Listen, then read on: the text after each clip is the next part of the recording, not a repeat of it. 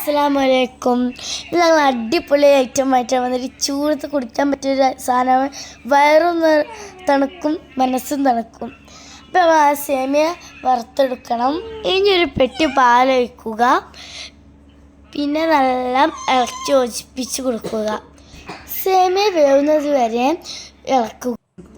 കുറച്ചധികം തന്നെ പഞ്ചസാര ചേർത്ത് കൊടുക്കുക. പിന്നെ മിൽക്ക് മെയ്ഡ് കുറച്ച് ഒഴിക്കുക. പിന്നെ ഇളക്കുക. അങ്ങനെ നന്നായി ചെയ്യും. ശേഷം കസ്റ്റാർഡ് ചേർത്ത് കൊടുക്കുക. പെട്ടെന്ന് ഇളക്കണം, അല്ലെങ്കിൽ അടി പിടിക്കും. കസ്റ്റാർഡ് തണുക്കാൻ വെക്കുക. അപ്പോഴേക്കും ഫ്രൂട്ട്സ് കട്ട് ചെയ്ത് വെക്കാം.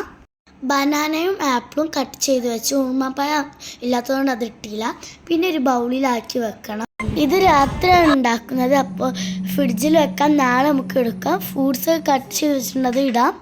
ഒരു ബൗളിൻ്റെ പകുതി കസ്കസ് ചേർത്ത് കൊടുക്കാം. തലേ ദിവസം അരിഞ്ഞ് വെച്ച ഫ്രൂട്ട്സ് ചേർത്ത് കൊടുക്കാം. പിന്നെ നല്ല മിക്സ് ചെയ്യണം. എല്ലാവരും ചേർത്തതിന് ശേഷം അടിപൊളി ടേസ്റ്റാണ്. ഞങ്ങളുടെ വീഡിയോ നിങ്ങൾ സബ്സ്ക്രൈബ് ചെയ്യൂ.